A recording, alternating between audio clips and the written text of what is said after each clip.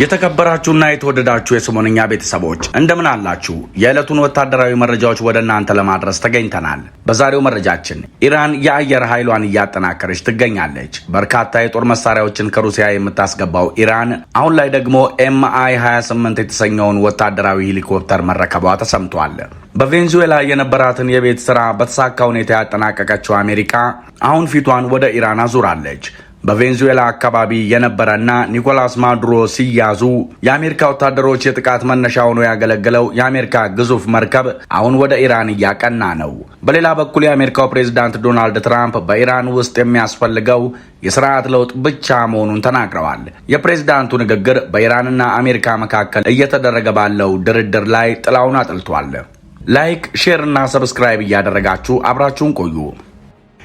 G+1 G+2 ቪላ ቤቶችና አፓርትመንቶችን ከአንጋፋው እነይ ሪል ስቴት በቦሌ ቡልቡላና ዓለም ገና ቤቶችን በጥራት ገንብቶ ያስረከበው እነይ ሪል ስቴት አሁን ደግሞ አዳዲስ አፓርትመንቶችን ለሽያጭ አቅርበናል። በቦሌ ቡልቡላ አዳዲስ አፓርትመንቶችን ያለምንም የዋጋ ጭማሪ እነሆ ብለናል። እንዲሁም G+1 እና G+2 ቪላ ቤቶችን በጀሞ ዲያስፖራ ሰፈር አጠናቀን ለማስረከብ በዝግጅት ላይ ነን። ቀድሞ የመጣ ቀድሞ ይስተናገዳል። G+1 በ120 ካሬ ፕላስቱ ደግሞ ከ120 እስከ 250 ካሬ አማራጭ ያገኛሉ። ቤቶቹን በ30 በመቶ ቅድመ ክፍያ ጀምሮ የራስዎ ማድረግ ይችላሉ። 50 በመቶ ቅድመ ክፍያና 100 በመቶ ለሚከፍሉም ደንበኞች ልዩ ቅናሽ አዘጋጅተናል። ዘመናዊ መኖሪያ መንደራችን የጋራ የመኪና ማቆሚያ፣ ትምህርት ቤቶች፣ የልጆች መዝናኛ፣ የጤና ተቋማት፣ የስፖርት ማዘውተሪያ እንዲሁም ሰፋፊ አረንጓዴ ስፍራዎችን የያዘ ነው። ማን እንደ እነይ ሪል ስቴት። ለበለጠ መረጃ 0956 11 11 16 ወይም 0956 11 11 19 እነይ ሪል ስቴት። ኢራን የአየር ኃይሏን እያጠናከረች ነው። ከሩሲያ የገቡት አዲስ ሄሊኮፕተሮች ኤምአይ 28 የተሰኘው ወታደራዊ ሄሊኮፕተር ከሩሲያ ለኢራን መሸጡን የሚያሳዩ መረጃዎች በብዛት በማህበራዊ ትስስር ገጾች ላይ እየተሰራጩ ናቸው። የፈረንጆቹ አዲስ ዓመት ከገባ ወዲህ ሄሊኮፕተሩ በሜርሃባድ አየር ማረፊያ እየታየ ሲሆን በተደጋጋሚም የሙከራ በረራዎችን እያደረገ ነው። አደገኛ በሚባሉ ሁኔታዎች ውስጥ በቀላሉ እንዲንቀሳቀስ ተደርጎ በአዲስ መልኩ የተሻሻለው የሄሊኮፕተሩ ዝርያ ለኢራን መሰጠቱ ነው የታወቀው። የኢራን መንግስት ከወራት በፊት ይህን ሄሊኮፕተር እንደሚገዛ ይፋ ቢያደርግም የሄሊኮፕተሩ ቁጥር ሳይገለጽ ቆይቷል። አሁን ላይ በወጡ መረጃዎች ግን 6 ያህል የሩሲያ ሄሊኮፕተሮች ለኢራን ተሽጠዋል። ኢራን ከ2023 ጀምሮ ኤምአይ 28 ሄሊኮፕተር፣ ያክ 130 የልምምድ ጀት እና ሱ-35 ተዋጊ ጀትን ከሩሲያ ለመግዛት ድርድር ስታደርግ ቆይታለች። አሁን በኢራን እጅ የገባው ኤምአይ 28 ሄሊኮፕተር 30 ሚሜ መድፍ፣ በርካታ ሚሳኤሎችና ጸረ ታንክ ሮኬቶችም ተገጥመውለታል። የሄሊኮፕተሮቹ ከሩሲያ ለኢራን መሸጥ ታዲያ በሰዓቱ በሁለቱ ሀገራት መካከል ያለውን ወታደራዊ ትብብር በግልጽ ያሳየ ሲሆን በቀጣይነትም ኢራን በርካታ የጦር መሳሪያዎችን ከሩሲያ ልታስገባ እንደምትችል ፍንጭ ይሰጣል። ኢራን ለ12 ቀናት ከእስራኤልና አሜሪካ ጋር በነበራት ጦርነት ምክንያት በርካታ የአየር ኃይል መሳሪያዎች፣ ተዋጊ ጀቶች፣ የአየር መከላከያ ራዳሮችና ሚሳኤሎች የወደሙባት ሲሆን እነዚህን መሳሪያዎች በአዲስና ዘመናዊ መሳሪያ ተክታ ለቀጣይ ጦርነት ከወዲሁ ራሷን እያዘጋጀች ትገኛለች። ሌላኛው ግዙፍ መርከብ ወደ ኢራን እየተጓዘ ነው። አሜሪካ በዓለም ካሉ ግዙፍ የጦር አውሮፕላን ተሸካሚ መርከቦች ትልቁ የሆነውንና ወደ ቬንዙዌላ የባህር ዳርቻ አሰማርታው የነበረውን የጦር መርከብ ወደ መካከለኛው ምስራቅ እንዲያቀና አዛለች። አሶሺየትድ ፕሬስ እንደዘገበው የዩኤስኤስ ጄራርድ ፎርድ የተባለው ግዙፍ የጦር መርከብ ከካሪቢያን ባህር ወደ መካከለኛው ምስራቅ እንዲጓዝ ትዕዛዝ ተሰጥቷል። የዜና አገልግሎቱ ከአሜሪካ የመከላከያ መስሪያ ቤት ምንጭ ጠቅሶ እንዳመለከተው ፕሬዚዳንት ዶናልድ ትራምፕ በኢራን ላይ ወታደራዊ እርምጃ ሊወሰድ ይችላል ባሉት መሰረት የጦር አውሮፕላን ተሸካሚው መርከብ ወደ መካከለኛው ምስራቅ ተንቀሳቅሷል። የተለያዩ መገናኛ ብዙሃን 3 የአሜሪካን ባለስልጣናትን ጠቅሶ ጄራርድ ፎርድ የጦር መርከብና አጋዥ መርከቦች ወደ መካከለኛው ምስራቅ ይሰማራሉ ተብሎ ይጠበቃል በማለት ዜናውን አረጋግጠዋል።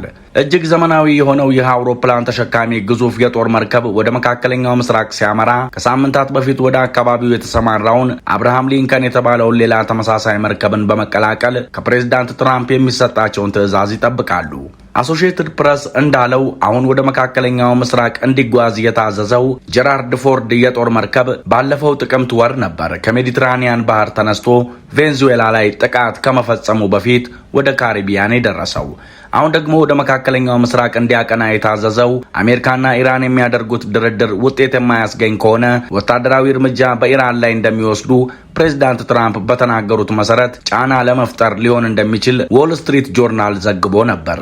ፕሬዝዳንት ትራምፕና ምክትላቸው ጄዲ ቫንስ ባለፉት ቀናት ተጨማሪ የጦር መርከብ ወደ መካከለኛው ምስራቅ እንደሚያሰማሩና ፕሬዝዳንቱ ሁሉንም አማራጮች እንደሚጠቀሙ ገልጸው ነገር ግን ቅድሚያ የሚሰጡት ከኢራን ጋር ስምምነት ላይ መድረስ እንደሆነ አስታውቀዋል። በሌላ በኩል የአሜሪካ ጦር ሐሙስ ዕለት ከሶሪያ ወሳኝ አልታንፍ ከተባለው ወታደራዊ ካምፕ ጠቅልሎ መውጣቱን አስታውቋል። የአሜሪካ ጦር ለቆ የወጣው ወታደራዊ ካምፕን ለሶሪያ ጦር ማስረከቡን አስታውቋል። አሜሪካና ሶሪያ በቅርቡ የሁለቱን ሀገራት ወታደራዊ ትብብር የሚያጠናክር ስምምነት ፈርመው ነበር። አልታንፍ ወታደራዊ ጦር ሰፈር በሶሪያ በዮርዳኖስና በኢራቅ ድንበር አካባቢ የሚገኝ ነበር። ወታደራዊ ጦር ሰፈሩ የተመሰረተው በአውሮፓውያኑ 2014 ሶሪያ የእርስ በርስ ጦርነት ላይ በነበረችበት ወቅት ነበር። ወደ ኢራን የተላኩት ሳተላይቶች የኢራን መንግስት ያለፈው ወር በሀገሪቱ የተነሳውን ተቃውሞ ተከትሎ የኢንተርኔት አገልግሎትን ሙሉ ለሙሉ በሚባል ደረጃ በሀገሪቱ ዘግቶ ነበር።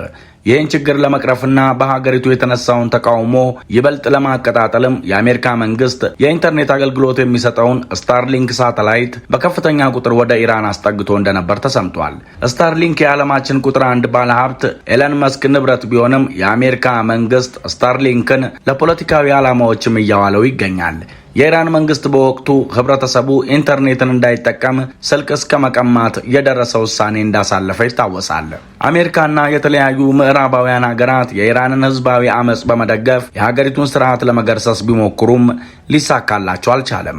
የዓለማችን ቀዳሚ ባለጸጋ የሆነው ኤለን መስክ ስታርሊንክ የተሰኘ የቴክኖሎጂ ኩባንያ ያለው ሲሆን ይህ ተቋም ሳተላይቶችን ወደ ህዋ በማምጠቅ በበርካታ ዓለማችን ሀገራት የኢንተርኔት አገልግሎት በመስጠት ላይ ይገኛል። በኢራን የስርዓት ለውጥ ያስፈልጋል።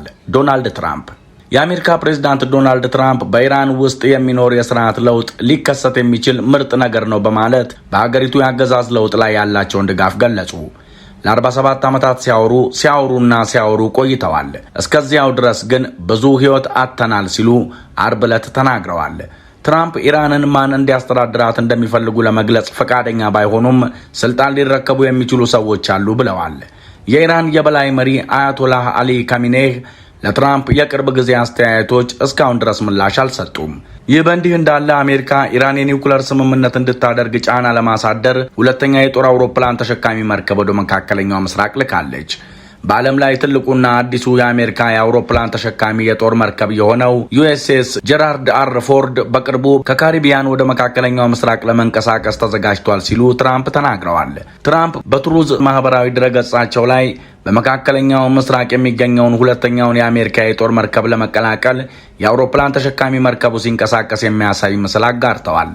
ፔንታጎን የአውሮፕላን ተሸካሚ መርከቡን ወደ መካከለኛው ምስራቅ የላከው በጥር ወር ነበር።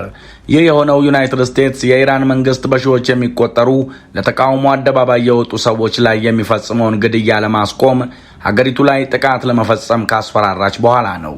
ትራምፕ በሁለቱ ሀገራት መካከል የኒውክሌር ስምምነት ላይ መድረስ ካልተቻለ በኢራን ላይ ጥቃት ለመሰንዘር ቢዝቱም ረቡዕ ዕለት ከእስራኤሉ ጠቅላይ ሚኒስትር ቤንያሚን ኔታንያሁ ጋር በዋይት ሀውስ ከተወያዩ በኋላ ከቴህራን ጋር የሚያደርጉት ውይይት እንደሚቀጥል አጽንኦት ሰጥተው ተናግረዋል። በሌላ በኩል አሜሪካና ኢራን ሁለተኛውን ዙር የኒውክሌር ድርድራቸውን በሚቀጥለው ሳምንት ማክሰኞ የካቲት 10 2018 ዓ.ም በጄኔቫ እንደሚያካሂዱ ተነግሯል። ምንጮች ቅዳሜ ዕለት ለሮይተርስ የዜና ወኪል የአሜሪካ የመካከለኛው ምስራቅ ልዩ ልዑክ ስቲቭ ዊትኮፍ እና የትራምፕ አማች ጃሬድ ኩሽነር የአሜሪካን ልዑካን ይመራሉ ብለዋል። የኢራን ውጭ ጉዳይ ሚኒስትር አባስ አራግቺ ደግሞ የቴህራንን ልዑክ ይመራሉ ተብሎ ይጠበቃል። ድርድሩን ኦማን የምትመራው ሲሆን የውጭ ጉዳይ ሚኒስትሯ ባድር አልቡሳይዲ ይገኛሉ ተብሏል።